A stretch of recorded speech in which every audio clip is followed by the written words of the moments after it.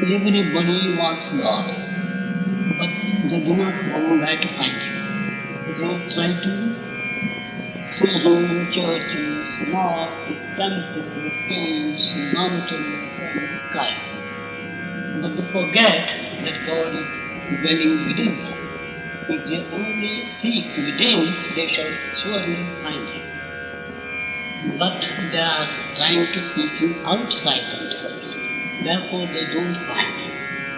That is why the search becomes protracted and ends in failure. So what they have to do is to turn the mind within. It is by the mind side that you see Him. The inner eye you must open so that you can find Him within yourself. The mind must be made perfectly still. It's a tribe saying, be still and know I am God. The mind must be perfectly blameless, free from all thoughts, calm, serene, and then it is that you become conscious of God within you. So long as the mind is restless, just as you cannot see your face in moving waters, but when the water becomes still, you see your face reflected in it clearly. So also, if you want to see God within yourself, your mind must become still like a mirror. When the mind becomes like a mirror, then it is not mind, but itself universal spirit. Because a still and pure mind is not different from God. Because mind as such in that state does not exist, spirit alone exists. And the spirit is universal. When you know that universal truth or spirit, then it is that you rise above the body idea and you know that you are only the one all-pervading eternal spirit, and whatever you behold in the external world is nothing but the expression of that spirit. So, in the inner spirit universal, you don't see any duality or diversity, and even in the external manifestation of the spirit, you don't see any duality or diversity. You behold everything as expression, form, and shapes of the divinity. So your love goes out towards the whole creation abundantly, so much so that your body consciousness is lost even when you are active, because in this vision you are filled with a strange ecstasy that overpowers you, drowns you into it, and you live in a state of perennial joy, because your heart is flowing out towards everybody alike and resolves all diversity into unity, all discord into harmony, and all differentiation and multiplicity into oneness. In this ineffable vision and experience, you feel you are the very embodiment of the divine. Your heart is perfectly pure. It will never have a single wave of any kind of low desire belonging to your degraded lower nature, filled with ignorance, darkness, sorrow, fear, and misery.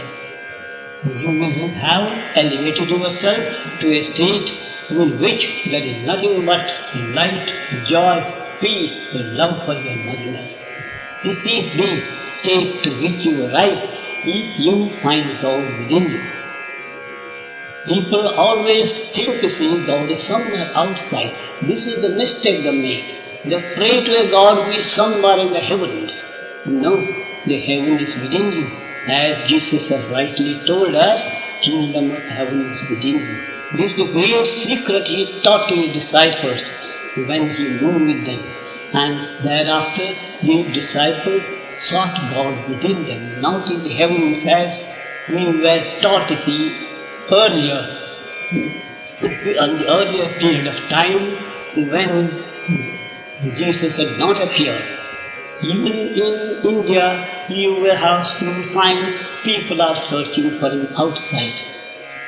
It appears the devotee was told to seek God in the places of pilgrimage, shrines and temples, and he wandered all over India, visited all the temples, saw all the images in the temples, bathed in sacred rivers, but he could not find God. Then it was in a state of despair that he sat on a stone, reflecting within himself that his life has been wasted and he could not find God. At that time, when he sat in a state of despair and his mind was drawn within because he could not find him anywhere outside, necessarily the search started within, and from within God spoke to him, I am here. Then he found him. So our search outside must cease, and then our mind will go within, and that mind will become one with the divine within us, with the result that we will become conscious of him, and we will know him, feel him and find him, and thereafter we will be always in his presence, in union with him, and enjoy eternal bliss and peace. This is the quest of man. Man wants happiness and peace. He can find that happiness, peace only in God and nowhere else. We are trying to find it in so many objects outside, and we think by enjoying those objects, by possessing and having them, we will be happy. But we know from experience that is not the case. We cannot find happiness by the contact of objects outside us. And the joy that we get, even so, we get any joy from them, they are so flickering, so transitory, so unreal, that the moment you get, they disappear. Just like a flickering light in the gloom of darkness, and that also when it goes out, it gleams like thing, but that's not the real thing that we should after. It is the will of the wisp. It is like the mirage. You run out of the mirage thinking there is water, but there is no water. So the objects of the senses do not give us a real happiness. This is known to everybody. There is dissatisfaction, discontent, restlessness always in our hearts. There is no peace, no calm, no serenity, no joy. This joy and this serenity and peace can come to us only when we tune our life with the eternal life of God. For the external objects which are perishable are incapable of giving a real happiness, because in their very nature they are perishable. On the perishable you cannot expect everlasting peace and joy. You can get everlasting peace and joy only when you commune with the everlasting and joy, everlasting peace. That is God. Unless we turn our mind within, vision within, we cannot find it. This is the secret which has been taught us not merely by Jesus Christ, but by all the great incarnations, saints of the world.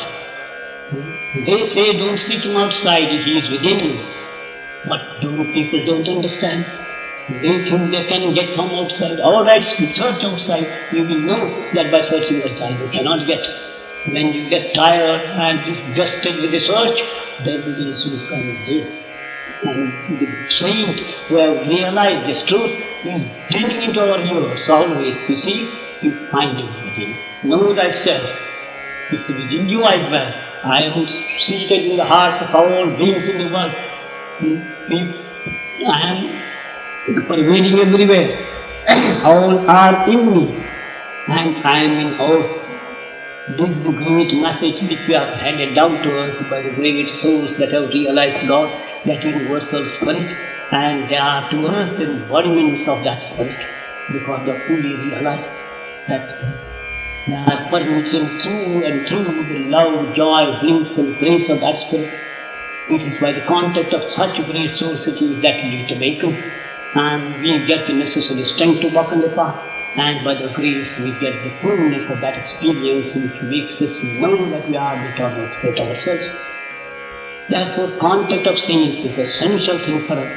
Without that, we cannot progress on the path, we cannot even step on the path. Because God in the person cannot have any relationship with us. God in the person has a relationship. And God in the person is He who has realized the impersonal. The cosmic spirit is present before us in the form of souls, in the form of the great incarnations of the world. Their grace must pour into us, then only we get awakened, and then we progress in the path, and we reach the end of our journey, spiritual journey, God realization, in which we know that we as God are not different. Like Jesus said, I and my Father are one. Buddha in the state of nirvana did not see any duality, and all desires became extinct in him, and he rose above the body consciousness. He merged himself into a universal consciousness in which there is no duality, and he did not attempt to describe what that impersonal is, because it's simply inexpressible. He said in his characteristic words, translated by Edwin Arnold, "Do not dip the stream of thought into the unfathomable. He who questions earth, he who answers earth." So in that realm of the all-pervading spirit, you cannot remain alone, separate from it. You must merge yourself in it. Your little self is dissolved in the universal self. There, what is and what is not, you cannot comprehend, because you have risen beyond the range of the intellect, beyond the range of thought, beyond the range of emotions. So you cannot, but you can realize, although you cannot express, you can realize this. Those who have realized it are the embodiments of that supreme reality, concretized expression of that supreme reality. If we contact them through their grace, through the love that comes to us, pouring into us through them, we get awakened. And that contact itself elevates us. It is said by a saint in India in one of his songs, when you contact a saint, he makes you like himself. Very touch, contact, sight of him is sufficient. You are at once made into his likeness. Another example is given in the forest. You will find there are so many sandalwood trees. In the midst of the sandalwood tree, if you plant some other tree which does not belong to the species of the sandalwood, in the course of time you will find the breeze blowing from the sandalwood tree to that new tree which is not a sandalwood tree. Bible, that new tree becomes in the course of time sandalwood tree. By close association with it. So by close association with saints, we become saints. Because they gradually influences to realize our immortal nature and spirit, and then turn us like unto them. So it is said we must keep confidence, serve them, hear the words, and bask in the sunshine of the presence. That itself is so elevating. But at the same time, you must see that we get the influence in ourselves, not close the door of our heart, not keep it open. Just as the sun's light, when it falls on the lotus bud opens and reveals its fragrance, beauty and grandeur. So it is when our heart is open to receive the influence of the saints, it flowers, heart flowers, and the fragrance of love, fragrance of the joy is emanated from it. And we are filled with that fragrance. Our life becomes utterly transformed and changed. We become the very images of the divine. That is how saints became. And therefore, fellowship of saints is an important thing in the life of a person. Shankaracharya, the great philosopher of India, he has composed a sloka or a verse in Sanskrit, which means, in the first place, contact a saint. If you contact a saint, your mind will be withdrawn from the pleasures in the world and turn towards God. And your attachments will gradually slacken, and mind will ultimately, freed from all desires, become perfectly still. When it becomes perfectly still, that itself is liberation. That itself union with God. That itself is the realization of God. This state you attain only by contact state. Gradually you will be, by step rising to that height in which there is no duality. You will be one with the divine. And then you will be one with the manifestation of the divine, because manifestation is the expression of the divine. You will behold yourself everywhere in the whole universe. When Swami Ramdas many years ago came to America, he had to address large audiences, they say. And do you know how he addressed them? He had that universal vision. He had the realization of the universal spirit.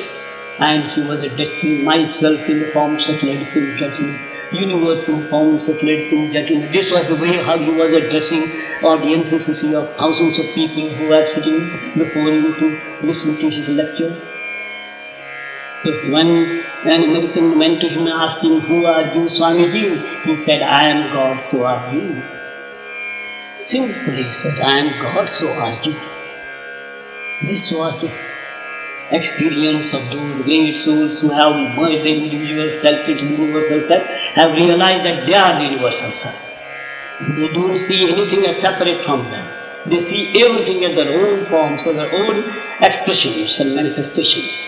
In that way they move with people, and then you can find out, you see, whether they can have any ill will or any enmity or dislike to anybody in the world, any selfish motive in them in what they do. That life flows out, you see, just like a spring from the mountain side spontaneously.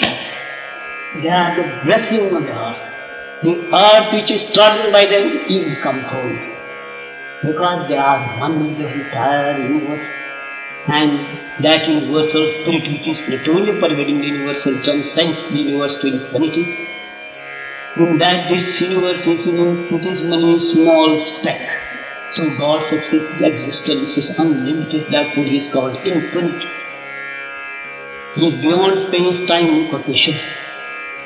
And such a spirit has been realized by a person who is only 6 feet, 5 feet tall.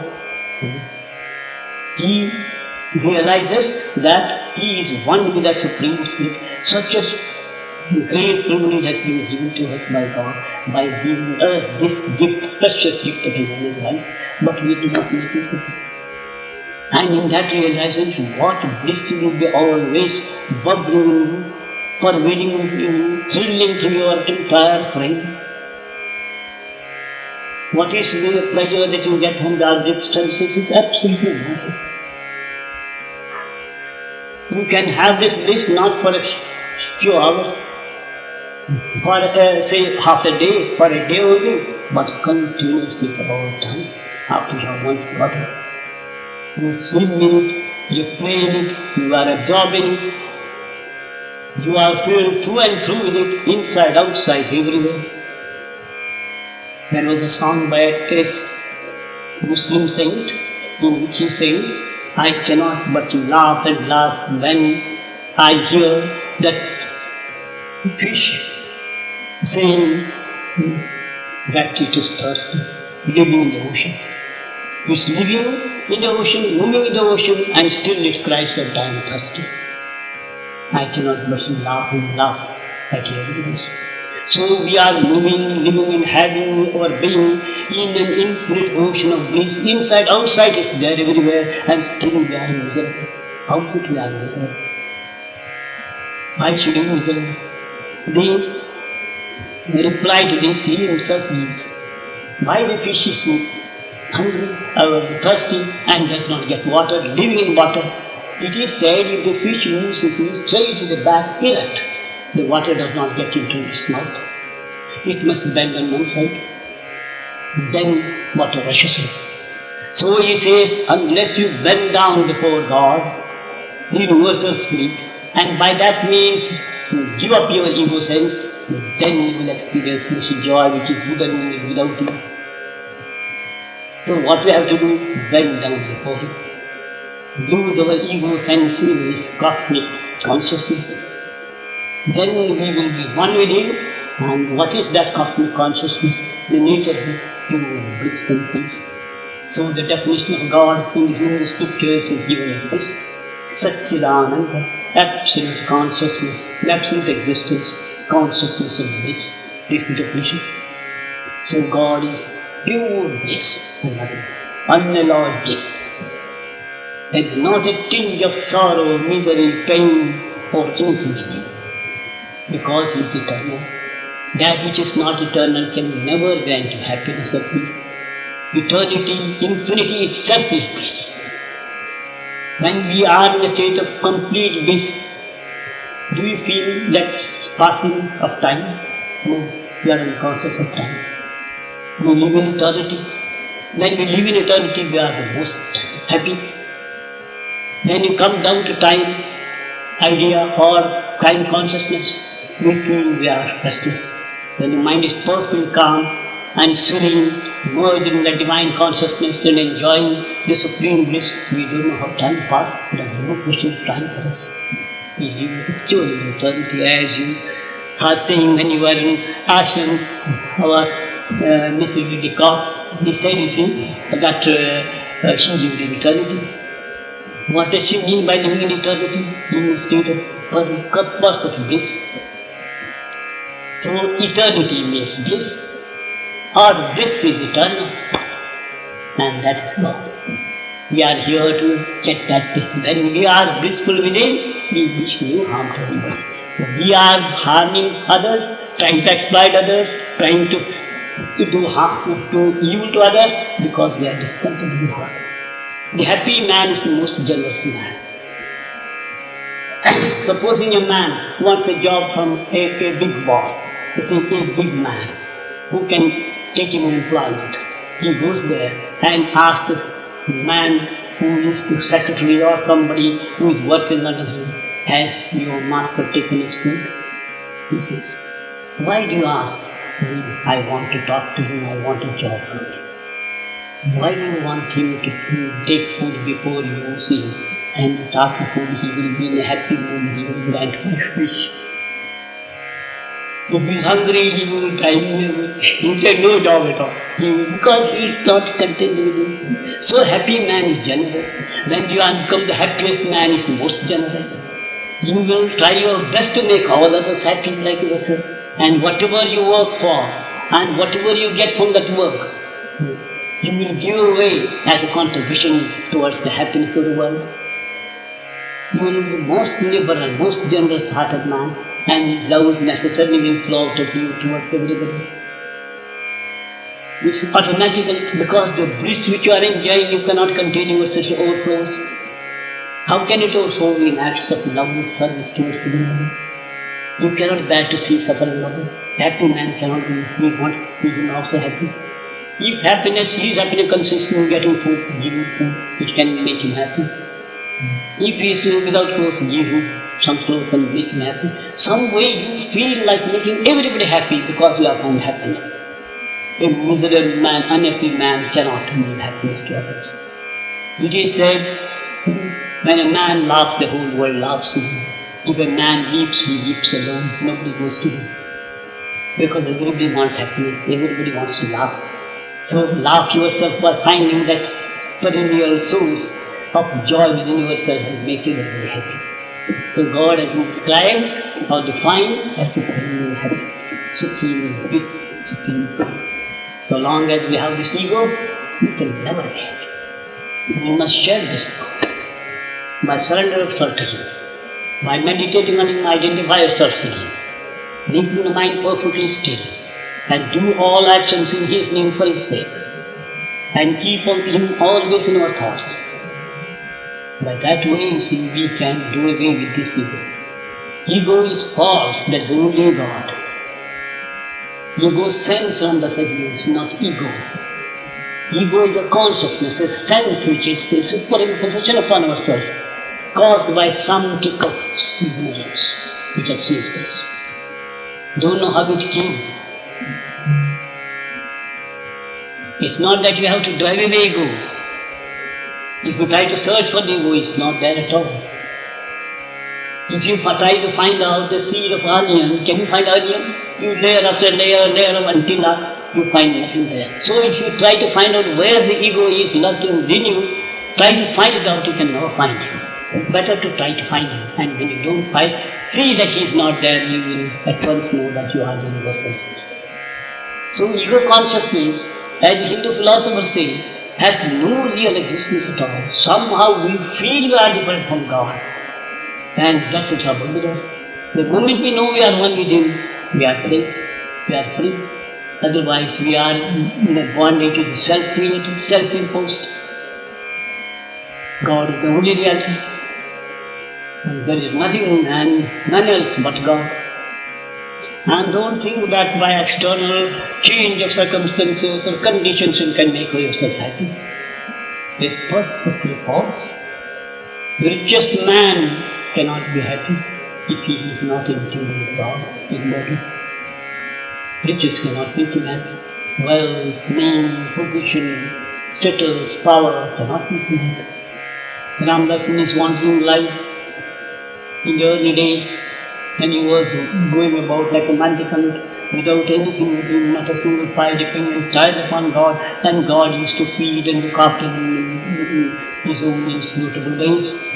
He used to be invited by the Maharajas who were rolling in wealth and take him into the palaces, make him sit on the chair and themselves down on the floor and say, how did you find this happiness that is shining in your face? This light that shines, why do you get it? You haven't got anything with you, and still you have got it. And we, rolling in wealth, we have got everything with us. So many motor cars, a big palace, and we have got a large bank balance, and any amount of wealth, so many servants, and we are miserable. And you are mandated to walk in the streets like a beggar and don't know where you will get your next meal.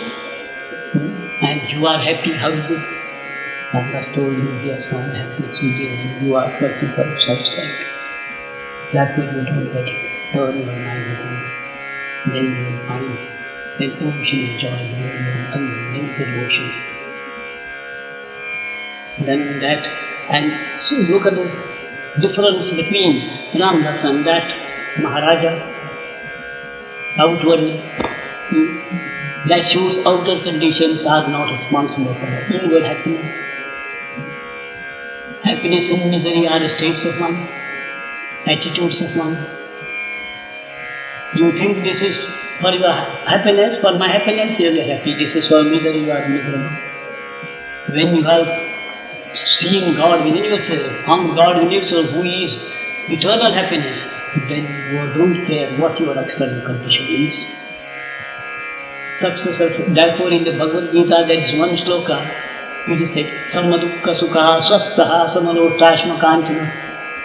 In that state, pleasure and pain will be the same to you. And a lump of earth and a bar of gold will be the same to you. Because you are not attraction for one and distress for another. Because you are ever fixed in that eternal state. You don't care if what happens to you from outside. Success and failure will be the same to you. Gain and loss will be the same to you. Honor and dishonor, praise and blame, all will be the same to you. You remain unaffected because your heart is ever filled with that divine bliss which is eternal. How you got this? He says, at the very source, you have uprooted the cause which is responsible for your misery. That is ego. Ego has disappeared. Then every situation which God sees you makes you happy and not at all miserable. Because you do not depend upon external conditions for happiness and misery. Man depends on external conditions. Still he does not get happiness. He thinks by having certain circumstances arranged in a particular way, secured in a particular manner, he will be happy, and he does it, he does not find happiness. A man, poor man, thinks he will be happy if he has got plenty of earth. He gets plenty of earth, he is unhappy. Uneasy lies the head that wears a crown. Crown is there, but the head is lying on the pillow, is full of hairs inside. Happy man is he whose mind is always attuned to the divine life and divine spirit. He is a really happy man in the world, we could not know. Still they are coming for so many things. They are not satisfied with what they get. They want more. Happy man is he whose mind is always attuned to the divine life and divine spirit. he is a really happy man in the world, we could not know. Still they are craving for so many things. They are not satisfied with what they get. They want more. And when they get more, they still want more. If they lose it, then again they are unhappy. And so in all sides, you see, we are made a life full of unhappiness, full of misery, pain, care, sorrows, anxieties and fears.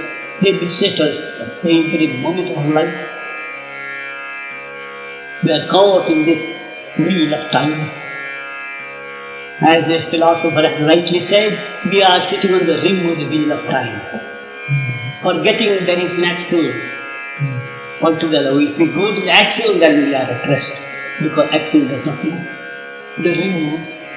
So what he says is, be at axle and still move on the rim. This is life. Don't forget the axle. Axle is unmoving, and the wheel is moving, the rim is moving. So you can be at both places at the same time. So in the Bhagavad Gita it is said in Karma Yoga, do karma, do action as if you have not done action. Be steadfastly fixed in this highest consciousness in universal reality, and then do actions in the world.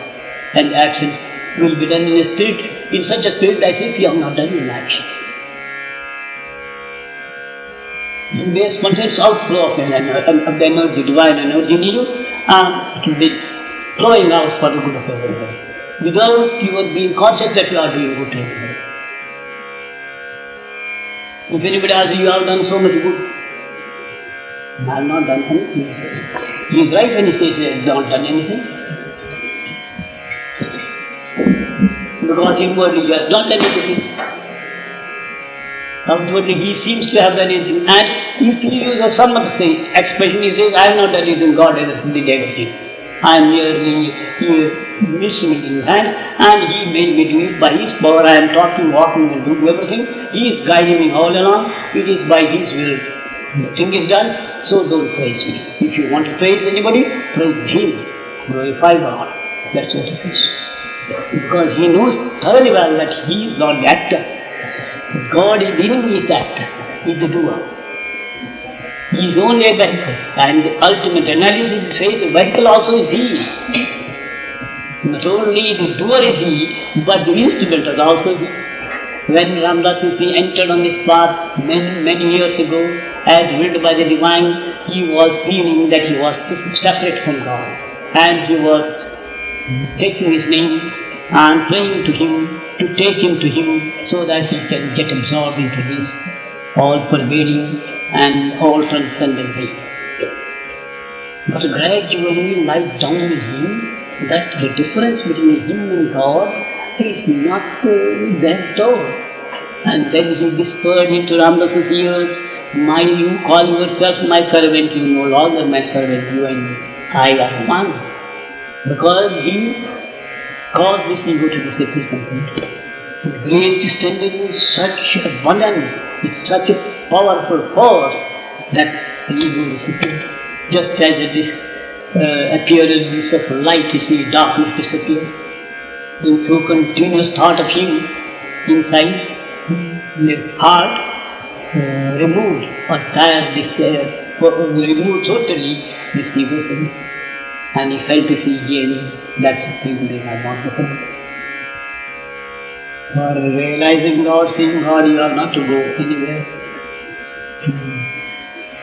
It's not at particular places, at particular times that you can have him. At all times and all places you can have him, because he works everywhere. He is the all-pervading spirit.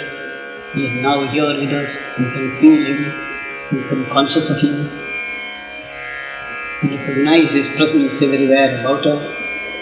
This much we can do.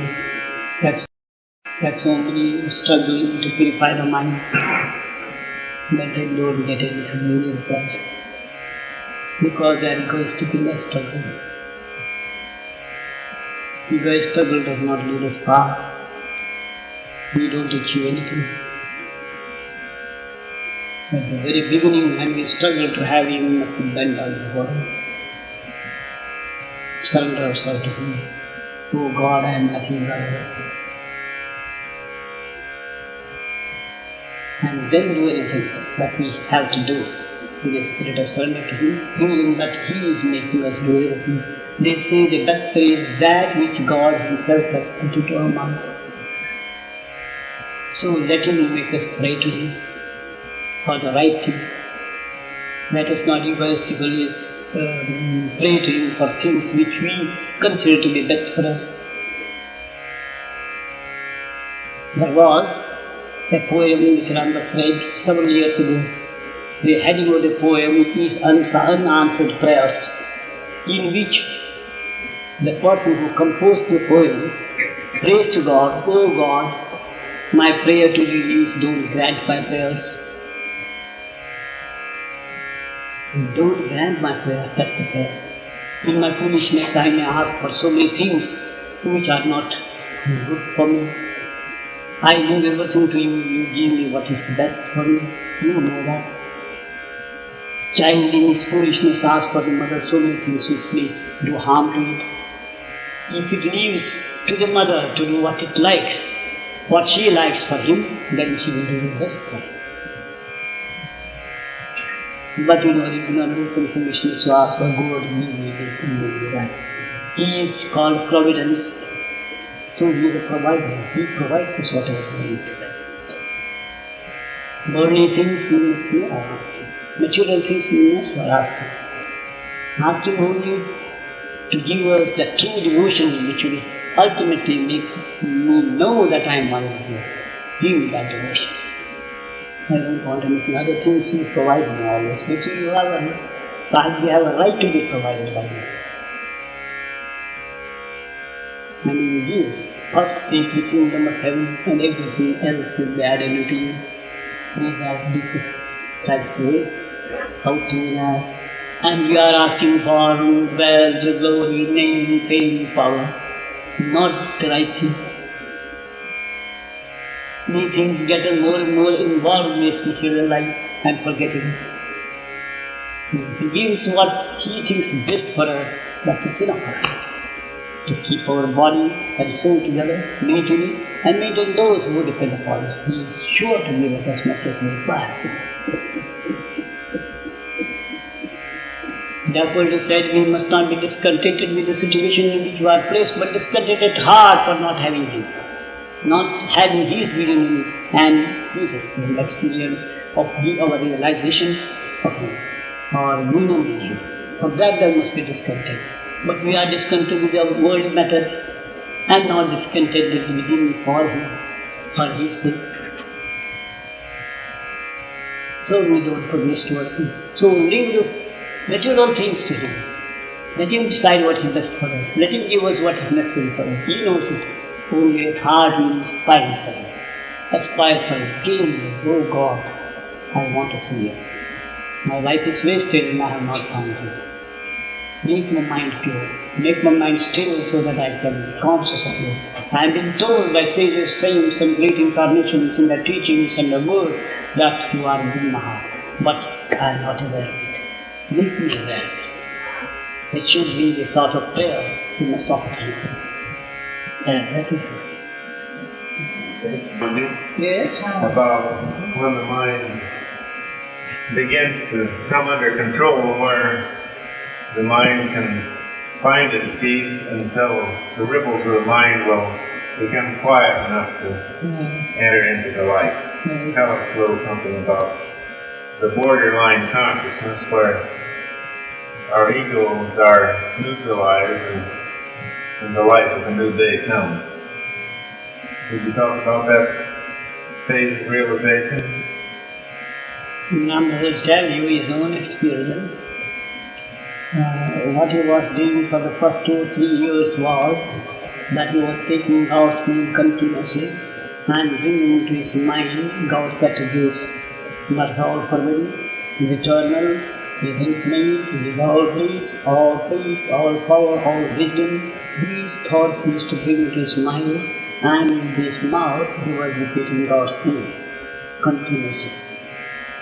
In the course of time he found that his mind was experiencing a measure of peace, which was not permanent, but was coming and going. And he had lost in that state all interest to external life.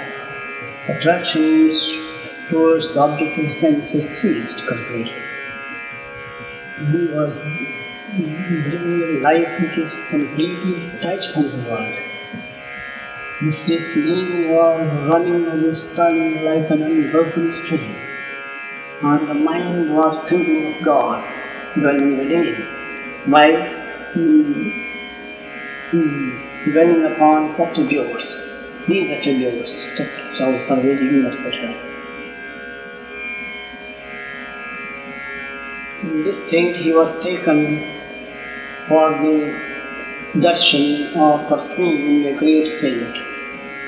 And Ramdas went to him and asked him for his grace and nothing else. He looked into Ramdas' eyes and poured something into him that produced a thrill in him, as if some light, some power entered it.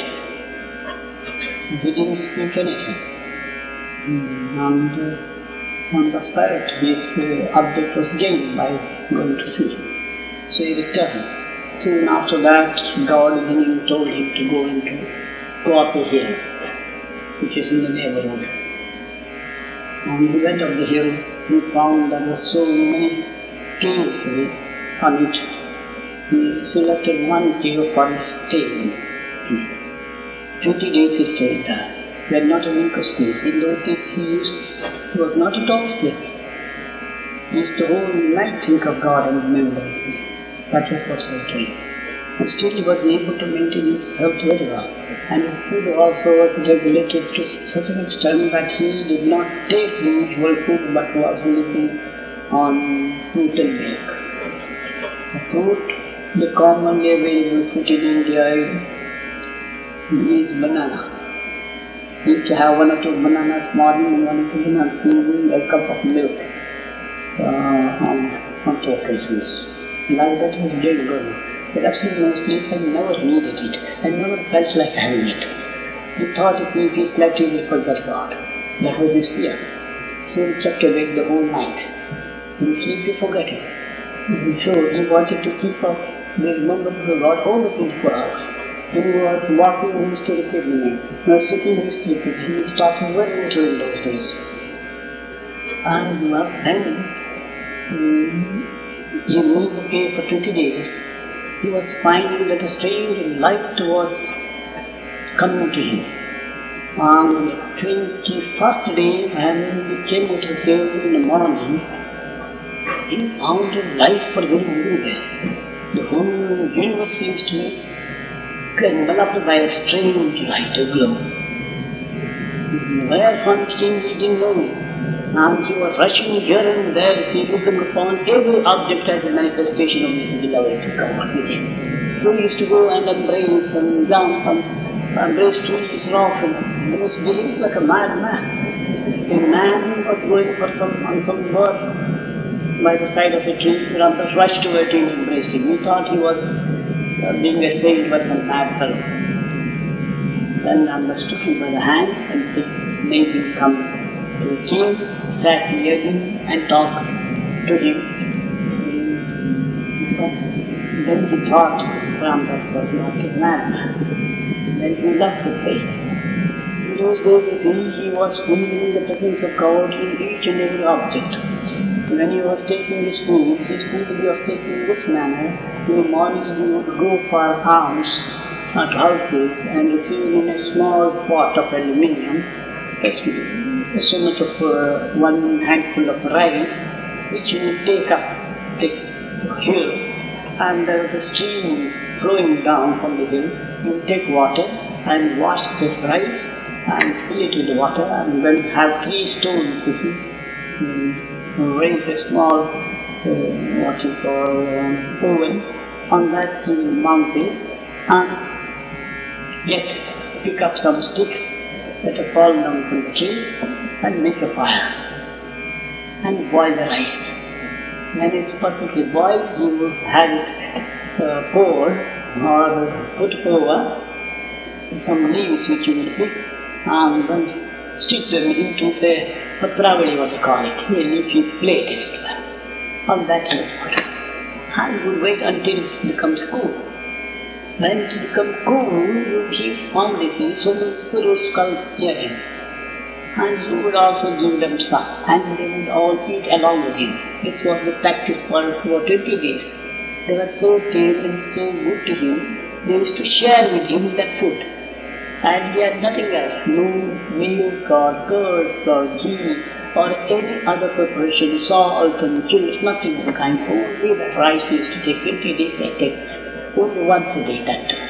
Nothing in the evening, nothing in the morning. And that he was there on this diet. He was there, and the 21st day his whole body was full of strange light, and the whole universe filled with the light.